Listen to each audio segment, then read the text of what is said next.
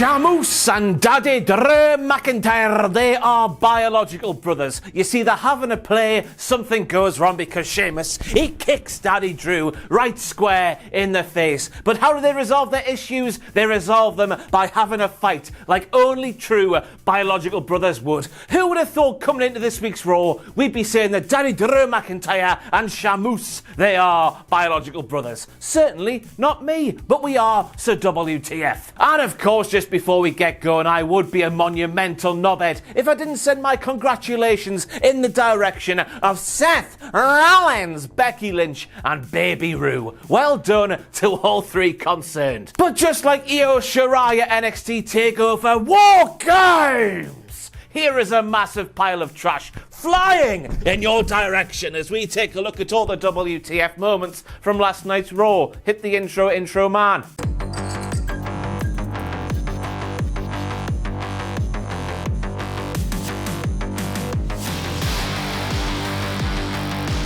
Dun dun dun dun dun dun dun dun dun. But we're kicking off these WTF moments with a grammar slam for Kevin Dunn, or whoever the hell is responsible for that thing there. There needs to be an apostrophe right there, lads, for let us get randy. That way has to do with giving permission, man, so get it sorted out, or I will come at you with a grammar slam in the form of a gnarly suplex, or maybe a Death Valley Driver kind of thing.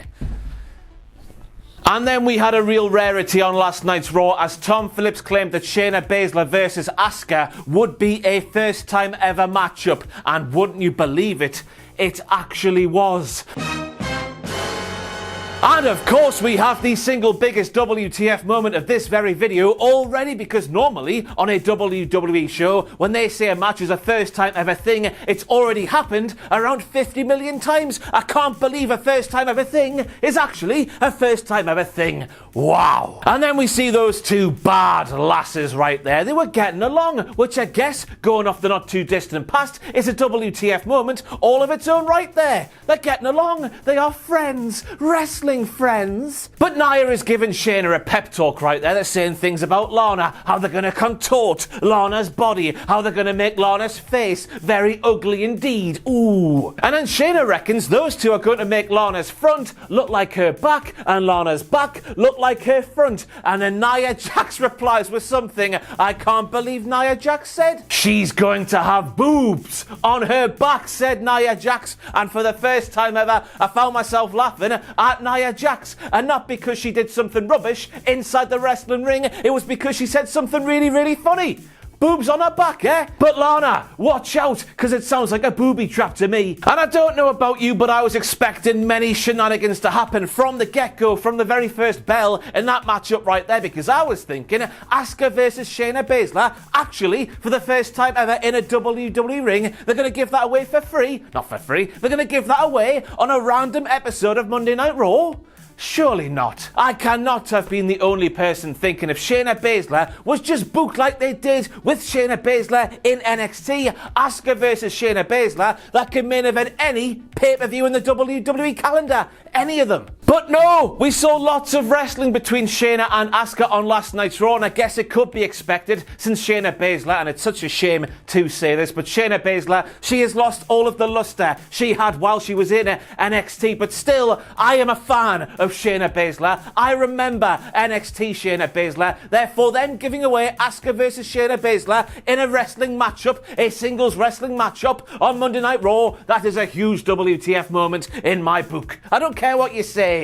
Fighters. Damn you, main roster creative team! And then we get to the finish of the matchup as well, a WTF moment in my book. Shayna Baszler looking at Lana, gets distracted, rolled up by Asuka, 1, 2, 3, a load of bollocks, I'm telling you. NXT Shayna Baszler would not have paid attention to Lana like that. She would have eaten Lana as a starter and then devoured Asuka as her main course. What she has for dessert is up to your imagination. I reckon it would have been a lovely cherry pie.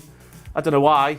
I like cherry pie. I guess this entire WTF moment ramble is just down to the fact that I miss NXT Shayna Baszler, and between her elimination at Survivor Series 2020 and that bollocks on last night's Raw, why has Shayna Baszler become so silly as we're stood here today? It makes no sense to me whatsoever. So as you may remember, on last week's Raw we saw Cedric Alexander celebrating really flamboyantly while MVP and Shelton Benjamin, they looked on looking really confused. It looked like there was some dissension in the Hurt business. It looked like Cedric Alexander was becoming Bertie Big Bollocks himself and being a bit delusional compared to what he might have been a couple of weeks before. This week, we're back to laughing and joking. We're bullying WWE employees. We're pretending that little bit of dissension, that delusion from Cedric Alexander, it didn't happen at all. And as a man who likes his storytelling in the professional wrestling, I cannot have been the only person asking, was there not a massive chunk of this story missing between last week's episode and the confusion and the delusion, and this week's episode where they're all getting along like that confusion and delusion, it didn't even happen. It might just be me, of course, but I think I know what one of the ingredients of Riddle's brand new bro nuts actually are, because it cannot just be a coinky dink that Cedric Alexander rocks up this week's Raw speaking like this, and Riddle has some bro nuts which clearly contain Cedric Alexander's testicles. You can take that one to the bank. One-time WWE champion, 8-time Intercontinental champion, 2-time United States champion, 4-time WWE tag team champion, 2-time SmackDown tag team champion, and 2-time World tag team champion. That is according to Wikipedia, and that tally there, it adds up to the 19 you see on your screen there. But the 19 has got to be a WTF moment, because WWE and smoking people who put those adverts on the television screens, what about Mixed Match Challenge Season 1? Does that not matter? It's 20, not 19. It's the Mixed Match Challenge, man. And now we have a direct quote from Trevor Ricochet when he said there are strength in numbers. So tonight, myself and Dana are going to show Slapjack and Reckoning what real change is all about, while completely forgetting about T-Bar and Mace and Mustafa Ali. And even though they didn't get involved in that matchup right there, because presumably T-Bar was down at the salon getting his nails done, and Mace was down at the beach spraying himself in the face with some pepper spray because, ooh, he's crazy and stuff like that. I was thinking Trevor Ricochet, you're quite clearly speaking about retribution. Retribution, they hunt in a pack. When one attacks, they all attack. That's how they do their business.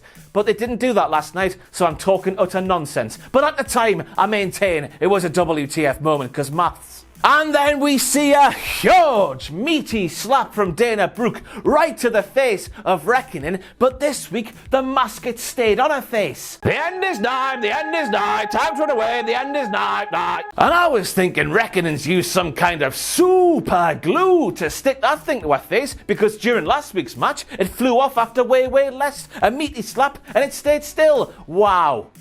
I am reaching for WTF moments this week. I am reaching, I'm sorry. And then we have Mike the Miz Mizanin, fully trained actor, professional actor, or something like that. The son of George Miz, father of Chips. He was doing a Pakistani accent when he was doing an impersonation of Daddy Drew McIntyre.